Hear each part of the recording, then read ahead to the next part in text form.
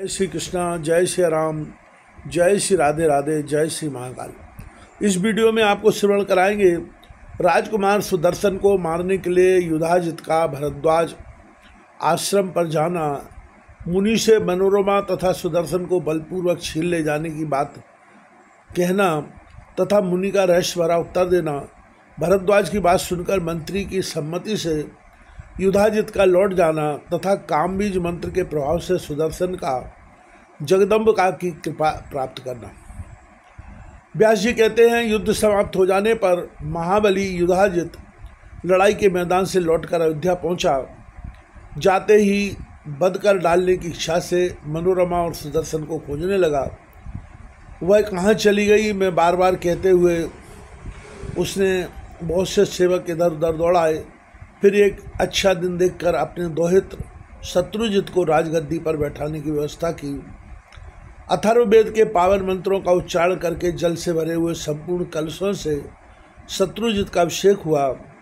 कुरुनंदन उस समय भेरी, शंख और तुरही आदि बाजों की ध्वनि से नगर में खूब उत्सव मनाया गया। विप्र वेद पढ़ते थे, बंदीगण स्तुतिगान कर रहे थे और सर्वत्र जय ध्वनि गूंज रही थी। ऐसा जान पड़ता था मानो अयोध्यापुरी हंस रही है। उस नए नरेश की राजगद्दी पर होने पर हष्टपुष्ट मनुष्यों से भरी पूरी तथा स्तुति और बाजों की ध्वनि से निनादित वह अयोध्या एक नवीन पुरुष ही जान पड़ती थी। कुछ सज्जन पुरुष ही अपने घरों में रहकर शोक मनाते थे। वे सोचते थे, ओहे आज राजकुमार सुदर्शन कहाँ भटक रहा होगा। वह परम साध्वी रानी मनोरमा अपने पुत्र के साथ कहाँ चली गई।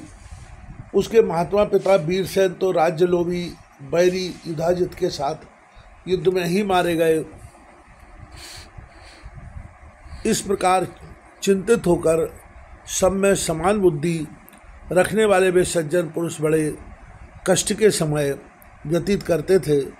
शत्रुजित का शासन मानना उनके लिए अनिवार्य था। यों युधाजित ने दोहित शत्रुजित को विधिपूर्वक राजगद्दी पर बैठाकर मंत्रियों का कार्यभार सौंप दिया और स्वयं उज्जैनी नागरिक को चला गया।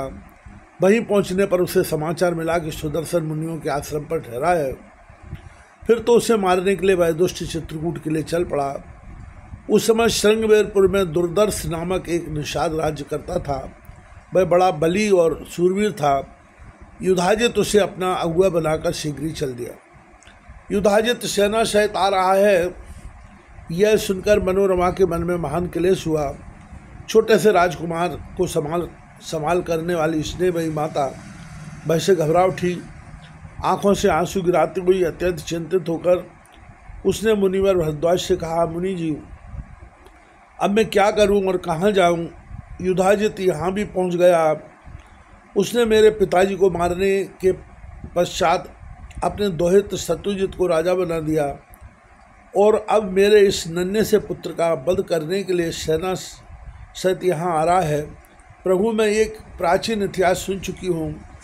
पांडव वन में रहते थे।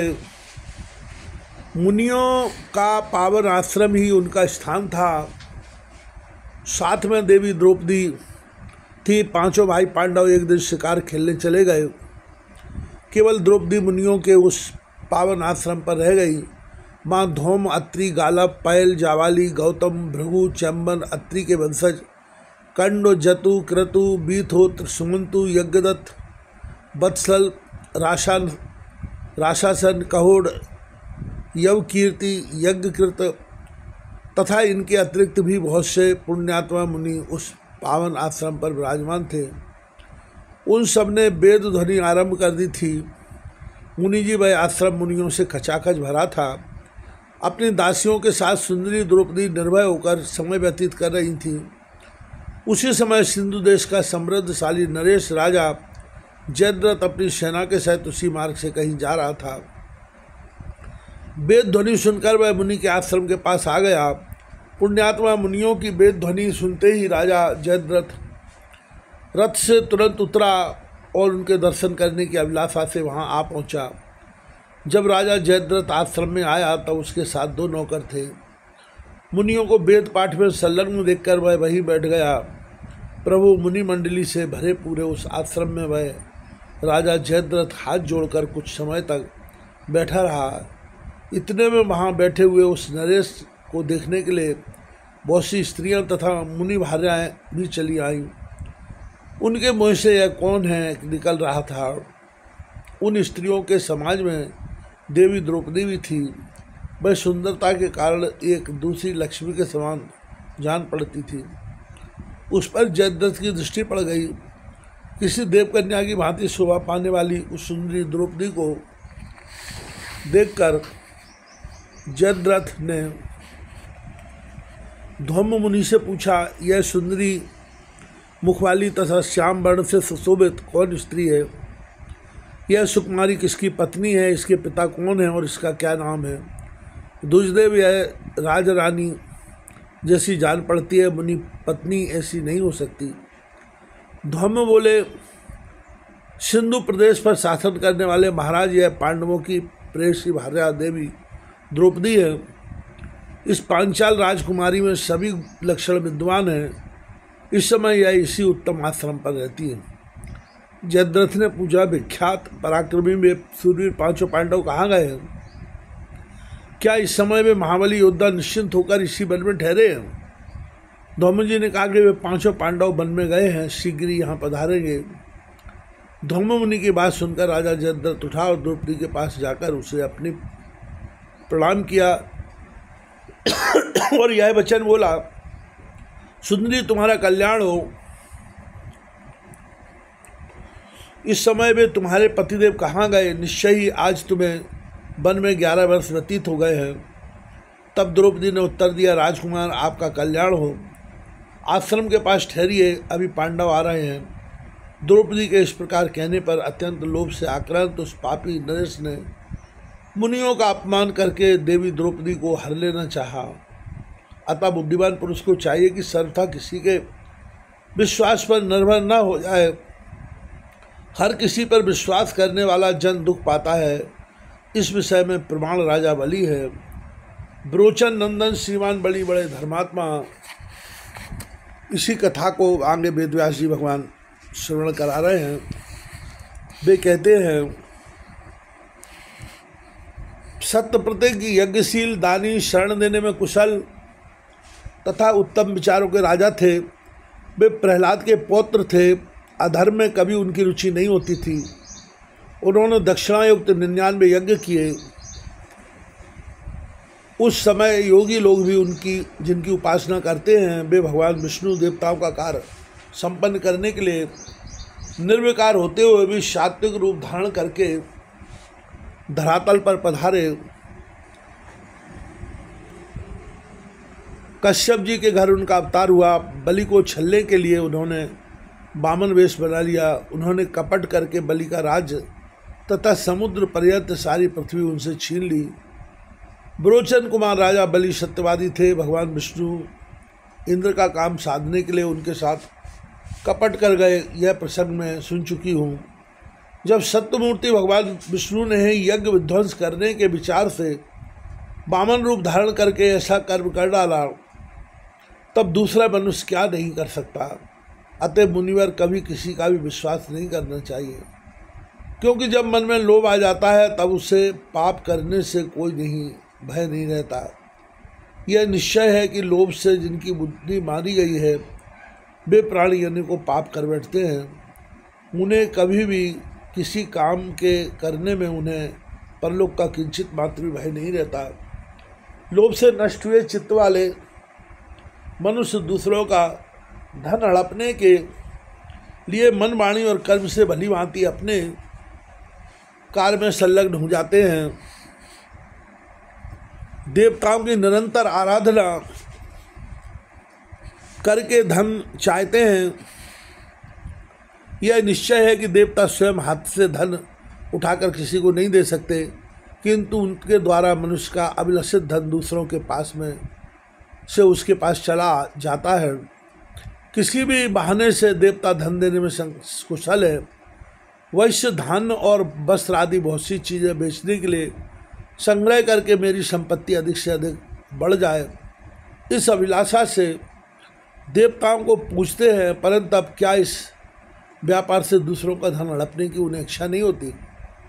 व्यापारी वस्तु खरीद लेने के बाद तुरंत ही महंगी बनाने लगता है। इसी प्रकार सभी प्राणी दूसरों की संपत्ति लेने के लिए निरंतर प्रयत्न में लगे रहते हैं। ब्रह्मन तब विश्वास कैसा? लोभ और मोह के वशीभूत प्राणियों के लिए तीर्थ, दान और अध्ययन सभी व्यर्थ है। उनका किया सत्कर्म भी नहीं किए जाने के समान हो सकता है। अतः महाभाग कृपा पूर्वक इस पापी नरेश्वर युधाजित को घर लौटा दीजिए। विप्रवर जैसे जानकी जी वाल्मीकि मुनि के आश्रम पर रहीं, वैसे ही मैं भी अपने बच्चों सहित यहीं निर्भय निवास करूँगी। इस प्रकार मनोरमा के कहने पर तेजस्वी मुनिवर भरद्वाज जी राजा युधाजित के पास गए और उससे बोले, राजन तुम इच्छानुसार अपने नगर को लौट जाओ। युधाजित बोला, उत्तम स्वभाव वाले मुनि बर तुम हटना करके मनोरमा को अपने आश्रम से निकाल दो। मैं मनोरमा को छोड़कर नहीं जा सकता। यदि तुम ऐसा नहीं करोगे तो फिर मैं उसे बलपूर्वक छीन ले जाऊंगा। ऋषि ने कहा, जैसे प्राचीन समय में विश्वामित्र मुनि वशिष्ठ जी के धेनु को बलपूर्वक ले जाने को तैयार हुए थे, वैसे ही यदि तुम में शक्ति हो तो बलपूर्वक मेरे आश्रम से मनोरमा को ले जाऊं। व्यास जी कहते हैं कि मुनिवर भरद्वाज की यह बात सुनकर राजा युधाजित ने अपने वृद्ध मंत्री को बुलाया और बड़ी सावधानी के साथ उससे पूछा, सुमित्र तुम्हारी बुद्धि बड़ी विलक्षण है, बताओ अब इस अवसर पर मुझे क्या करना चाहिए? क्या मीठे वचन बोलने वाली पुत्रवती उस सुंदरी मनोरमा को बलपूर्वक छीन लूँ? क्योंकि सब प्रकार से कल्याण की इच्छा करने वाले पुरुष को चाहिए कि एक छोटे शत्रु की भी उपेक्षा न करे। समय पाकर वह छोटा शत्रु भी राज्य क्षमा योग की भांति बढ़कर मृत्यु का साधन बन सकता है। यहाँ ना कोई सेना है, ना योद्धा ही है जो मुझे रोक सके। अतः यहाँ मैं अपने दोहित्र के शत्रु सुदर्शन को पकड़कर आसानी से मार डालूंगा, और यदि मैं बलपूर्वक इस प्रयत्न में सफल हो जाता हूँ तो उसका राज्य निष्कंटक हो सकता है। यह निश्चय है कि सुदर्शन के मार जाने पर मेरा दोहित्र निर्भय हो जाएगा। प्रधानमंत्री ने कहा, राजन सहसा कोई काम नहीं करना चाहिए। आपने भरद्वाज मुनि की बात सुनी है ना? उन्होंने विश्वामित्र का उदाहरण सामने रखा है। यह बहुत पुरानी कथा है। गाधी नंदन श्रीमान विश्वामित्र एक प्रसिद्ध नरेश हो चुके हैं। एक समय की बात है कि वे महाराज घूमते हुए वशिष्ठ मुनि के आश्रम पर पहुंच गए। उन प्रतापी नरेश ने मुनि को प्रणाम किया। मुनि ने एक आसन आगे बढ़ा दिया और राजा विश्वामित्र उस पर बैठ गए। इसके बाद महात्मा वशिष्ठ जी ने विश्वामित्र जी को भोजन के लिए बुलाया। गाधी नंदन महायशस्वी वे नरेश अकेले नहीं थे, उनके साथ बड़ी सेना भी थी। नंदिनी की कृपा से खाने पीने की सभी वस्तुएं वहाँ उपस्थित हो गई। राजा और उनके सैनिकों ने इच्छानुसार भोजन किया। अब राजा विश्वामित्र नंदिनी के उस प्रभाव से अपरिचित न रहे, अतः वे मुनिवर वशिष्ठ से उस नंदिनी को मांगने लगे। विश्वामित्र जी ने कहा, मुने आप बड़े यशस्वी हैं, आपसे मेरी प्रार्थना है यह नंदिनी भी मुझे दे देने की कृपा करें। मैं इसके बदले में बड़े थनों वाली 1000 गऊँ आपको देता हूँ। वशिष्ठ जी बोले, राजन यह गौ होम के लिए भविष्य प्रदान करती है, अतः मैं किसी प्रकार इसको नहीं दे सकता। तुम्हारी 1000 गऊँ तुम्हारे ही पास रहे। विश्वामित्र ने कहा, साधो आपकी इच्छा के अनुसार 10,000 अथवा 1,00,000 गऊँ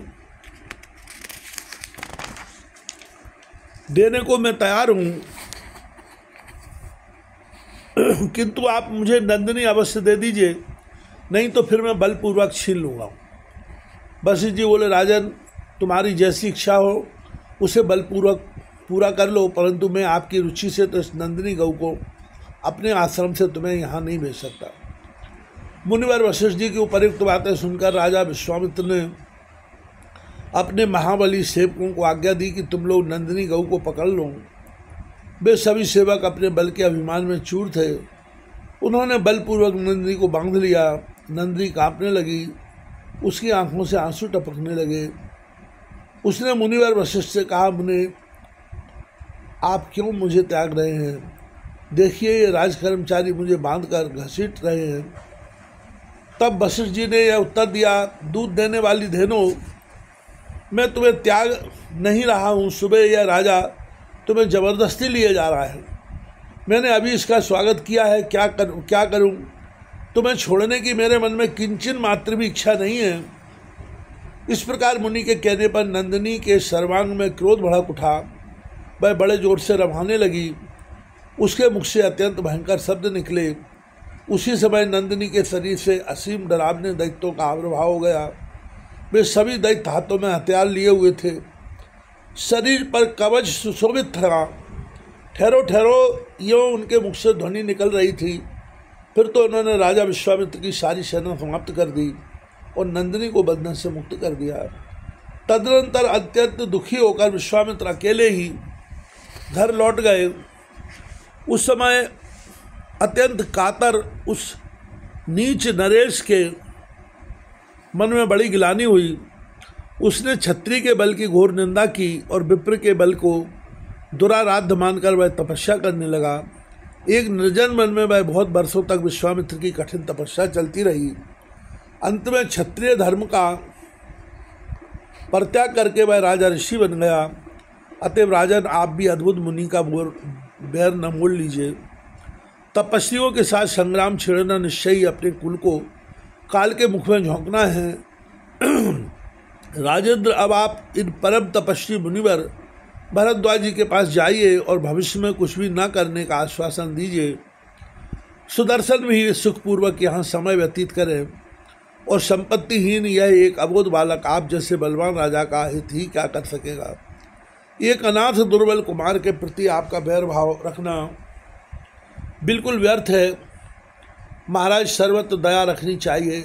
यह सारा संसार देव के चला चलता है, फिर डाय रखने से क्या प्रयोजन है? जो होना है वह तो होकर ही रहेगा। राजन, देव की प्रेरणा से वज्र तृण के समान तुच्छ हो जाता है और किसी समय तृण में भी वज्र जैसी शक्ति आ जाती है, इसमें कोई संशय नहीं है। इस दैव का ही प्रभाव है कि खरहा सिंह का तथा मच्छर हाथी का घातक बन बैठता है। अतएव मेधावी राजन, यदि आप सहसा काम करने से मुख मोड़कर मेरे हितकर वचनों पर ध्यान दीजिए। व्यास जी कहते हैं, अपने प्रधानमंत्री की बात सुनकर उस प्रसिद्ध नरेश युधाजित ने भरद्वाज मुनि के चरणों पर मस्तक रख दिया। तत्पश्चात उसने अपने नगर की राह पकड़ ली। अब मनोरमा के मन की भारी चिंता भी मिट गई। मुनि के आश्रम पर रहकर अपने पुत्र सुदर्शन के पालन पोषण में वह अपना समय व्यतीत करने लगे। दिन बीतते गए। जब वह सुकुमार बालक सुदर्शन कुछ बड़ा हो गया, तब सब तरह से निर्भय होकर मुनि कुमारों के साथ खेल कूद में भी शामिल होने लगा। एक समय की बात है, सुदर्शन मंत्री विदल्ल के पास था। इतने में एक मुनि कुमार वहाँ आया और हर्ष के रूप में विदल्ल को किलीव इस नाम से पुकार उठा।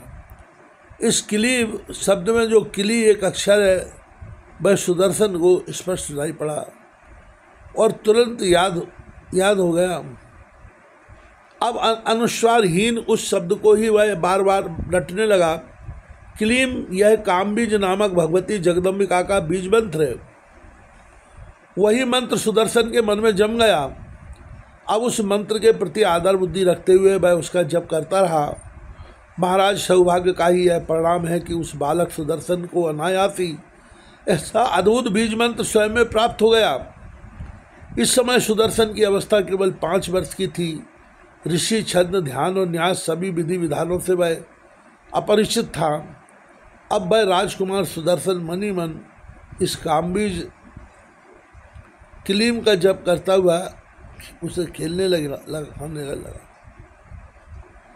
सोने पर भी उसे मंत्र की स्मृति दूर नहीं होती थी, क्योंकि उस सुदर्शन ने उसे एक सार वस्तु समझ लिया था।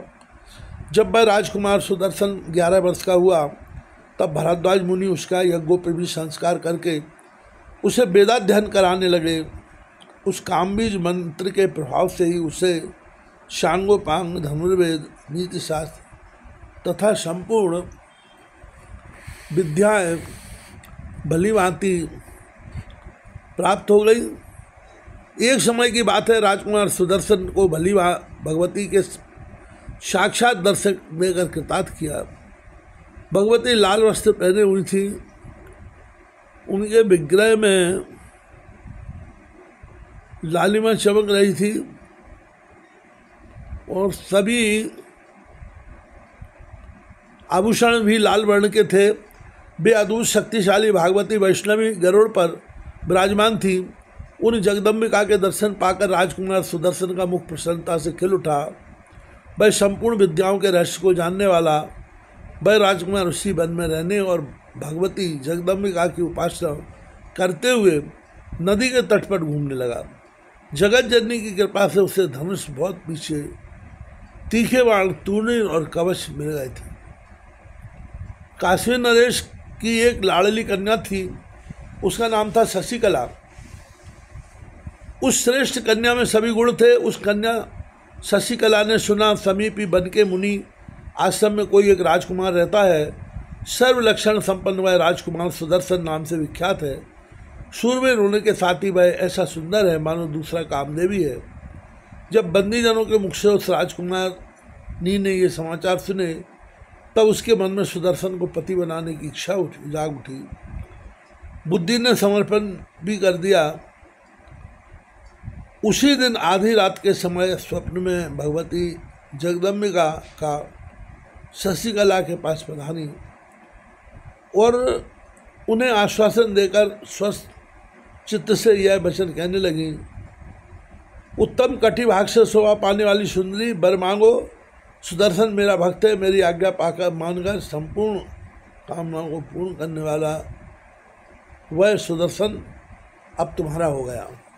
इस प्रकार वेदव्यास जी महाराज श्रीमद् भागवत महापुराण में लिखते हैं।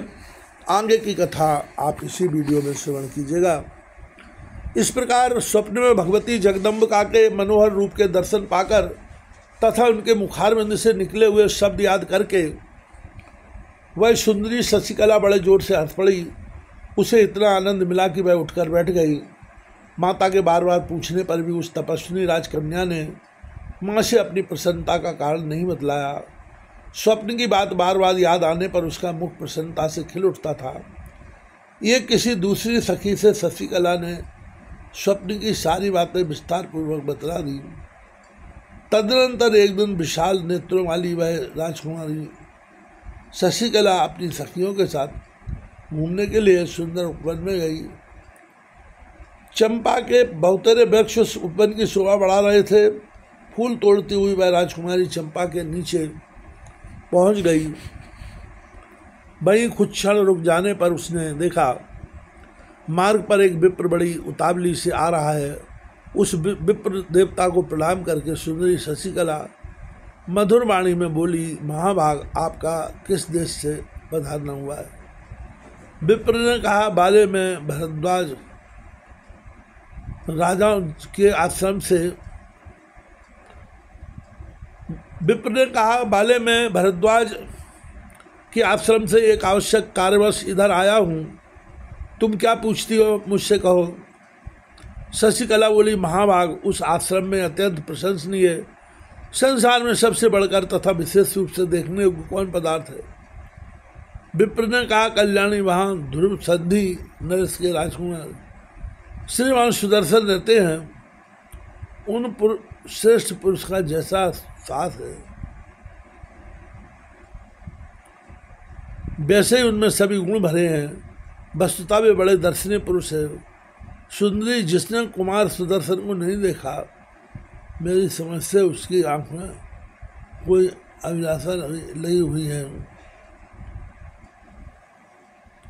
संसार की सृष्टि करने वाले ब्रह्मा ने उन्हें सुदर्शन में सभी गुण भर दिए हैं। उनमें बड़ी विलक्षणता है। अतः गुणों के समुद्र सुदर्शन को ही मैं देखने को मानता हूँ। वे सर्वथा तुम्हारे पति होने के योग्य है। मणि और कांचन की भांति है। तुम लोगों का संयोग पहले से ही निश्चित हो चुका है।